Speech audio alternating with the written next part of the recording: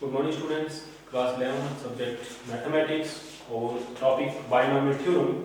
आज हम एक्सरसाइज कर रहे थे इसमें एक्सरसाइज 8.1। एक्सरसाइज 8.1 और हमने इसमें क्वेश्चन नंबर 9 तक कर लिए थे। क्वेश्चन नंबर 10 है 1.1 raise to power 10,000 is greater than 1,000। ये प्रूव करना है, या दूसरी भाषा में ये बड़ा होता है, ये तो मैं आपको बता रहा हूं, लेकिन उसने पूछा है कि ये बड़ा है या ये बड़ा है। ये बड़ा होता है, मैं प्रूव कराऊंगा आपको। सो ये हमें प्रूव करना है कि या ये बड़ा है या ये बड़ा है, वो वेरीफाई करेंगे हम, और बायनॉमियल थ्योरम यूज करके हम इसको वेरीफाई करेंगे। तो देखिए सॉल्यूशन 1000 है, इसको तो बायनॉमियल एक्सपेंशन, क्योंकि इसमें इंडेक्स है, पावर है, जिसमें पावर है चैप्टर बायनॉमियल थ्योरम का पढ़ रहे हैं तो उसी से करते हैं। 1.1 raise to power 10,000 means 1 plus 0.1 raise to power 10,000। Binomial expansion करेंगे C0 1 रेज टू पावर 10,000। 0.1 की पावर 0 यानी है तो 1 ही होता है।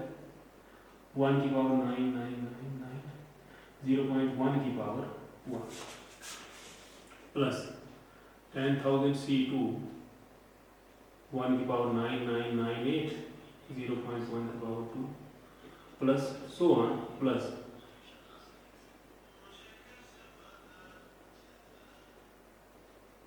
0.1 raise to power, this is the last NC0 NC1 so on।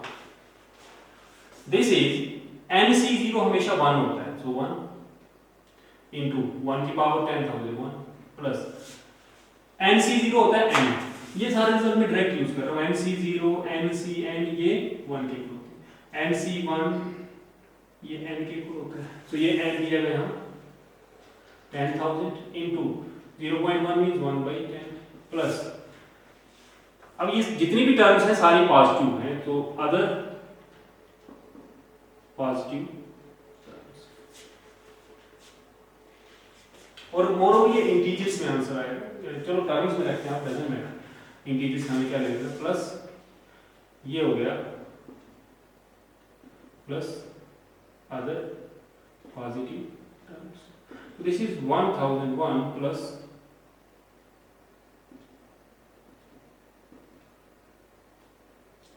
This is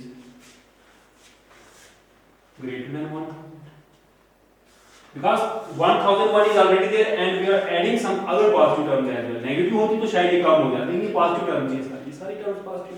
तो 1,001 में भी और कुछ ऐड कर रहे हैं तो नेचुरली 1000 से बड़ा है, सो ये किसके इक्वल था, तो 1.1 raise to power 10,000 greater than, यही मेरे को था प्रूव करें। Very simple proof, binomial theorem की एप्लीकेशन से। Question number 11,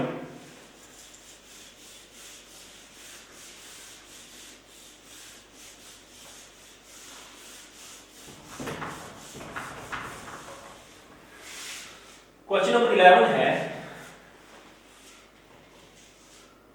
a plus b raise to power 4 minus a minus b raise to power 4। इसको एक्सपेंड कर रहे हैं, तो बायनॉमियल थ्योरम यूज करते हैं। So 4C0 a raise to power 4 plus 4C1 a की पावर 3 b की पावर 1 प्लस 4C2 a की पावर 2 b की पावर 2 प्लस 4C3 a की पावर 1 b की पावर 3 प्लस 4C4 b की power 4 minus 4C0 a raise to power 4 plus 4C1 a raise to power 3 minus b raise to power 1 plus 4C2 a raise to power 2 minus b raise, a minus b को जब expand करते हैं तो आपको पता है a minus की जगह हम a प्लस माइनस b कर देते हैं, तो ये माइनस b आ जाता है b की जगह। 4C3 a1 minus b3 plus 4C4 minus b raise to power 4। देखिए 4C0 और 4C4 1 के इक्वल, 4C1 और 4C3 4 के इक्वल, 4c2 कैलकुलेट कर लेते हैं, 4 factorial by 2 factorial 2 factorial, 4 into 3 into 2 factorial upon 2 into 1 into 2 factorial, 2 factorial 2 to the 4 3 6। तो अब इन सभी की जगह में देखें 4c0 4c4 जहां भी होगा 1 लिखूंगा, 4c1 4c3 जहां भी होगा 4 लिखूंगा, 4c2 जहां भी होगा 6 लिखूंगा। सो इतना यहाँ कैलकुलेट ही करने का मेरे बहुत लंबा स्टेप बन जाता है। ग्राफ में कैलकुलेट करें तो ये हो गया a4 plus 4a3b plus 6a square b square plus 4ab³ plus b4 minus plus minus a4 minus minus plus 4a³ minus plus minus 6a square b square and minus minus minus 4ab³ and plus b4। देखें ये a4 minus a4 cancel, 6a square b square minus 6ab, दो बार minus कैसे है, minus minus minus plus and this is plus plus into minus minus. So b4 देखिए एक minus ये है और यहाँ जहाँ जहाँ आड पावर है वहाँ एक माइनस हो रहा है, तो वो माइनस माइनस प्लस हो जाते हैं, जहाँ इवन पावर है वो माइनस हो जाते हैं। और कोई नहीं, so this is 8a³ plus 8ab³। So this is 8ab common a square plus b square, this is answer. आगे से और बोला हुआ है a और b की जगह पर √3 और √2 put a is equal to √3 and b is equal to √2। we get, तो अब आप इसको एक्सपेंड नहीं करेंगे, आप डायरेक्ट रिजल्ट यूज करेंगे क्योंकि आप ऑलरेडी ये कर चुके हैं। अब इसको दोबारा इतना लंबा नहीं करना है, इसका रिजल्ट देखिए a की जगह b की जगह, तो रिजल्ट क्या आता है 8 √3 √2 √3 square plus √2 square, this is 8 √6 3 plus 2 5 40 √6, this is your answer। Question number 12 same इसी पैटर्न का है, इसलिए वो आप करें, वहां से पावर 6 है, इसी तरह से 1 + x 1 - x आधी टर्म कैंसिल हो जाती है, आधी ऐड होकर तो रिजल्ट बना लेती है। तो बायनोमियल थ्योरम आगे यूज होती है, इसकी बहुत एप्लीकेशंस हैं। आप लोग फिजिक्स पढ़ रहे होंगे तो फिजिक्स में बायनोमियल एलिमेंट्री मैथमेटिक्स आपने पढ़ा होगा, तो फिजिक्स 11th की हो फिजिक्स 12th की हो, फिजिक्स में आपको बायनोमियल थ्योरम बहुत बार यूज होगी, इसकी एप्लीकेशन बहुत ज्यादा है, इसलिए इसके सारे ट्रिक्स वहां पर आप बायनोमियल थ्योरम इस जनरल फॉर्म में यूज नहीं करते, वहां पर NC0 NC1 की वैल्यू निकाल के लगा देते हैं डायरेक्ट। मैंने आपको जनरल ये याद करना इजी है, ये थ्योरम जो है जनरल हमें तो यही पढ़नी है। हाँ, फिर आप उसमें a + b⁻n में NC0 an plus NC1 an - 1b + 1 ऐसे लिखने की बजाय NC0 हमेशा 1 होता है तो आप an लिख सकते हो, a + b⁻n an plus NC1 जो होता है n ही होता है तो आप n लिख सकते हो, NC2 जो है n - 1/2 फैक्टोरियल होता है, आप ऐसे लिख सकते हो +1। इस तरह की एप्लीकेशन आप फिजिक्स में इसकी यूज करते हो, तो ये जस्ट वैल्यू कैलकुलेट की होती है। मत सोचें आप कि हम फिजिक्स में भी पढ़ चुके हैं, हम पहले ही चैप्टर में बायनोमियल थ्योरम पढ़ी होगी, यूज की होगी, तो वहां पर बायनोमियल थ्योरम ऐसे लिखा है, सर ऐसे पढ़ा रहे हैं, तो उन्होंने ये वैल्यू कैलकुलेट करके लगा दी है। कॉम्बिनेशन जो बायनोमियल कोफिशिएंट्स हैं उनकी वैल्यू कॉम्बिनेशंस में लिखने की बजाय उन्होंने वैल्यू इवैल्यूएट करके लिखी हुई है जनरल वैल्यू, इतना सा फर्क है। बायनोमियल थ्योरम एक ही है, ये कोई दो नहीं है, अलग-अलग नहीं है। क्वेश्चन नंबर 13, यहां 9 raised to power n + 1 -8 and -9 is divisible by 64 ऐसा प्रूव करने के लिए बोला है। तो देखें हम बायनोमियल थ्योरम पढ़ रहे हैं, क्वेश्चन नंबर 13, जब हम बायनोमियल थ्योरम पढ़ रहे हैं तो हमें हमारा पहले एक आइडिया बन जाता है कि ये इंडेक्स होना चाहिए, उसी टर्म से हम स्टार्ट करेंगे। अब 9 की पावर n + 1 है और -8 n है -9, -8 और -9 में तो बायनोमियल थ्योरम लगने से रही, हाँ 9 की पावर n प्लस 1 है तो मैं वहीं से स्टार्ट करता हूँ 9 की पावर n प्लस 1। तो इसको कैसे स्टार्ट करें? तो आप इसको लिखें 1 प्लस 8। अब आप बोलेंगे सर 5 प्लस 4 भी तो हो सकता था। बिल्कुल 5 प्लस 4 भी हो सकता है, लेकिन 1 प्लस x एक दो टर्म्स की पावर लेनी है आपने, दोनों टर्म टफ हुई तो पावर्स भी टफ होती जाएंगी। अब एक टर्म इजी रखें, दूसरी टर्म की पावर लेते जाएं। मोरओवर 64 8 का ही मल्टीपल है, तो 64 का मल्टीपल बनाना है तो भी देख लेते हैं। मल्टीपल होगा तभी तो डिवाइड होगा 64 से। बायनोमियल थ्योरम यूज करेंगे तो n plus 1 c0 1 raised to power n plus 1 plus n plus 1 c1 1 raised to power n 8 raised to power 1 plus n plus 1 c2 1 raised to power n minus 1 8 to power 2 plus n plus 1 c3 1 raised to power n minus 2 8 to power 3 plus so on plus n plus 1 c n plus 1 8 की पावर n plus 1। Binomial theorem use करोगे तो इतना आएगा। This implies 9 raised to power n plus 1 is equal to nc0, n जो भी हो, nc0 हमेशा 1 होता है तो 1 प्लस nc1 हमेशा n होता है तो n की जगह into 8 प्लस देखें यहाँ 8 square n plus 1 c2 plus 8 cube n plus 1 c3 plus so on plus 8 की पावर n plus 1 n plus 1 c n plus 1।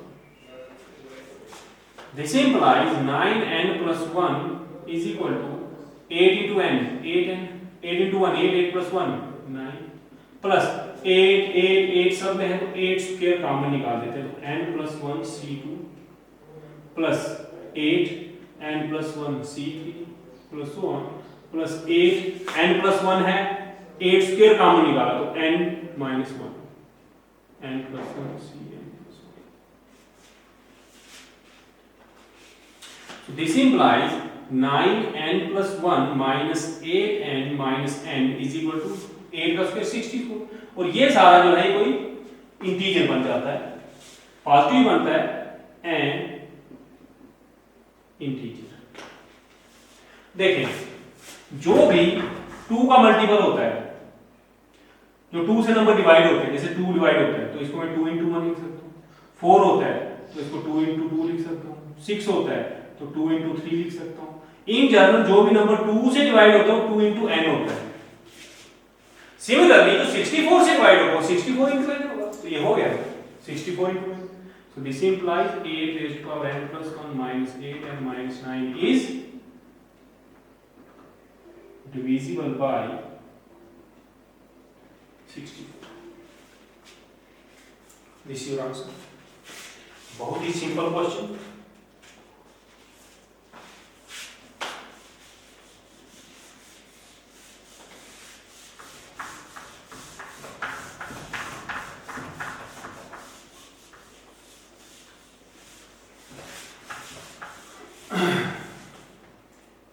Last question है, इसमें प्रूव करना है question number 14 sigma r from 0 to n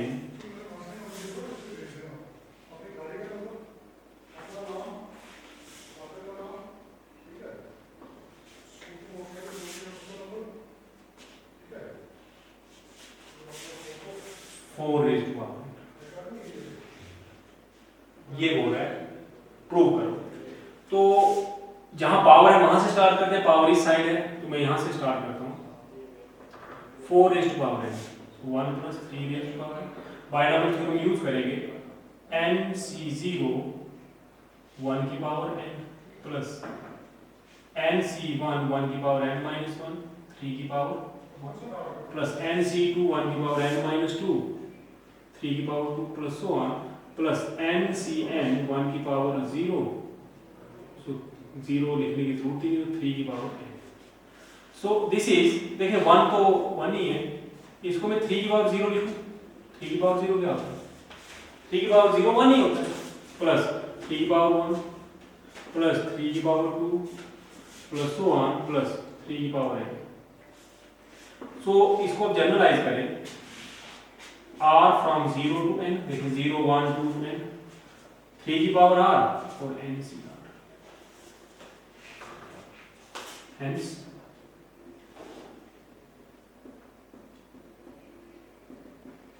hands up. हो गया।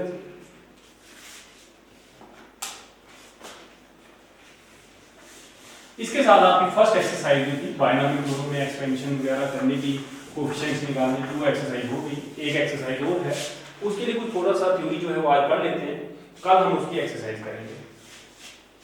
सबसे पहले जनरल टर्म तो देखें, a प्लस बी की पावर n जब मैं आपको लिखाता था, सो ये होता था nc0 a raised power n b raised power 0 plus nc1 a raised power n minus 1 b1 plus so on b जो मैंने लिखा है ncr a की पावर n माइनस r जनरलाइज करके plus so on plus last term आती है ncn a की पावर 0 b की पावर n। तो ये पहली टर्म, ये दूसरी टर्म। जनरल टर्म जब बनानी हो, देखें general term in the expansion, तो पहली टर्म में 0 है, दूसरी टर्म में 1 है, तो जिस टर्म में r है वो कौन सी होगी?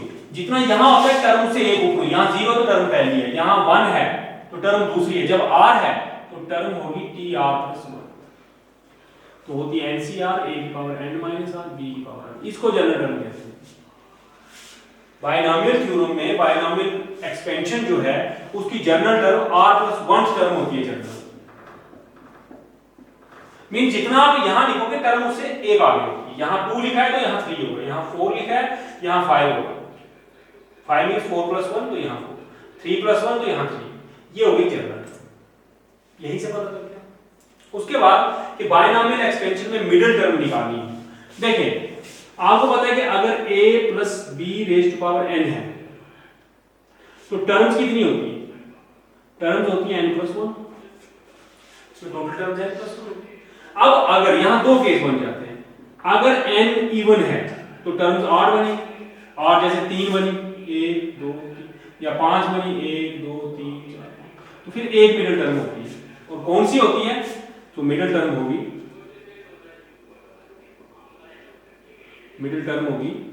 t n plus n/2 plus 1। देखिए जैसे यहां पे टर्म कितनी है? 5।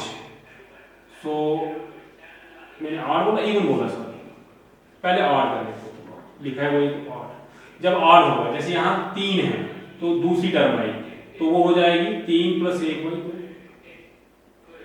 3 प्लस 1 वही 3 प्लस 1 4, 4 को 2 से डिवाइड किया 2 तो दूसरी टर्म। 5 है तो 5 प्लस 1 6, 6 को 2 से डिवाइड किया 3 तो तीसरी टर्म। ये मिडिल टर्म होगी। मतलब आपके पास 101 टर्म पावर होगी। किसी बायनॉमियल थ्योरम में आपको इंडेक्स दिया है 101, तो इसकी मिडिल टर्म कौन सी होगी? तो सारी टर्म फाइंड करने की जरूरत नहीं है।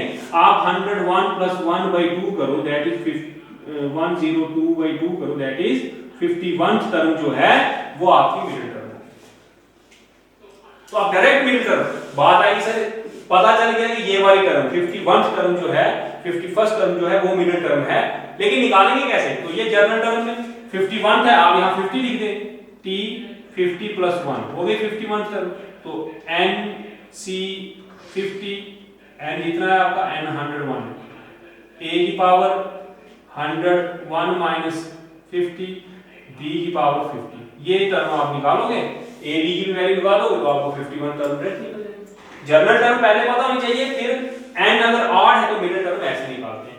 दूसरा केस है n अगर ऑड है, सॉरी इवन है, जैसे 2 4 6 8 4 टर्म है तो फिर यहां 2 मिडिल टर्म होंगे।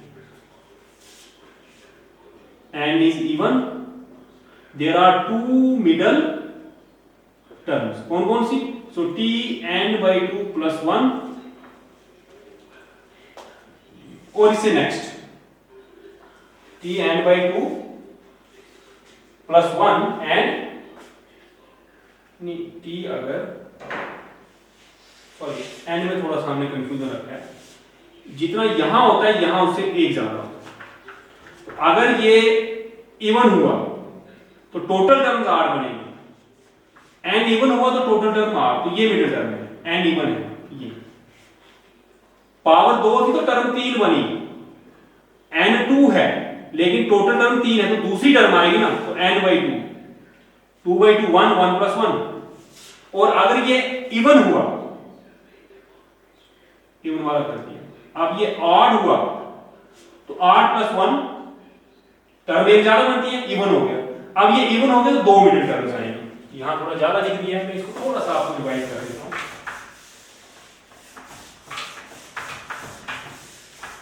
मिडिल टर्म का टॉपिक 1 मिनट में आप देख लें दोबारा। जनरल टर्म मैंने लिखा मिडिल। देखें a + b⁻n में टर्म्स कितनी होती है? टर्म्स होती है n + 1। तो फर्स्ट केस है, अगर n इवन हुआ तो टोटल टर्म्स कितनी होगी? ऑड होगी। तो मिडिल टर्म कौन सी होगी? मिडिल टर्म होगी tn/2 + 1। n इवन था लेकिन टर्म्स जो लिखने में आई, सीक्वेंस में लिखेंगे, वो भी कैसी होगी? nc0 nc1 nc, वो ऑड होगी। ऑड टर्म में एक ही मिडिल टर्म होगी। 3 टर्म हुई तो दूसरी मिडिल 5 हुई, तो तीसरी मिडिल टर्म 7 हुई, तो 5 1 2 3 4 5 6 7, तो चौथी मिडिल टर्म एक ही होगी हमेशा। तो जब total number of terms odd हो तो मिडिल टर्म एक ही होती है। लेकिन सेकंड केस, n अगर ऑड हुआ तो टोटल टर्म्स क्या होंगी? टोटल टर्म्स इवन होंगी। अब टोटल टर्म इवन है, जैसे देखें 1 2 3 4 5 6 इवन है, तो मिडिल टर्म 2 आ रहे हैं। तो वो कैसे लिखनी है? वो हो गई t n + 1/2, एक ये और एक t n + 1/2 + 1, ये दो मिडिल टर्म। ये देखिए यहां कितनी टोटल टर्म? n कितना था? n 5 होगा, n 5 होगा तो टोटल टर्म 6 आ गई, टोटल टर्म 6 आ गई। तो तीसरी टर्म, तो तीसरी टर्म कैसे निकलेगी? t 5 + 1/2, तो आ गई t। और चौथी टर्म, तो चौथी टर्म +1 करके, तो इसमें +1 करोगे, t 5 + 1/2 + 1, तो आ गया t4। तो एग्जाम में कल हम इसके क्वेश्चन करेंगे। जब क्वेश्चन आता है, आपने सबसे पहले n देखना है। n इवन है तो आपने एक मिडिल टर्म होगी ये वाली, और n ऑड है तो 2 मिडिल टर्म्स होंगी ये वाली। रीजन क्या है?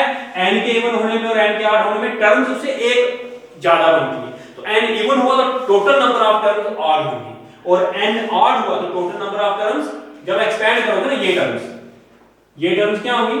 ये उस केस में इवन होंगी, तो फिर 2 मिडिल टर्म्स। एक छोटा सा डेफिनेशन, बाकी अब इसके बाद कोई थ्योरी नहीं है इसमें, सिर्फ एक एक्सरसाइज करनी है।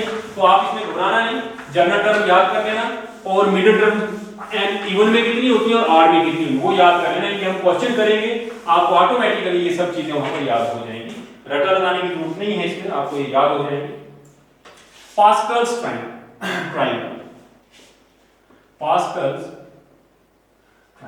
पास्कल्स ट्रायंगल क्या होती है कि बायनॉमियल एक्सपेंशन में इंडेक्स के कॉरस्पॉन्डिंग जो कोफिशिएंट्स आते हैं, बायनॉमियल कोफिशिएंट्स,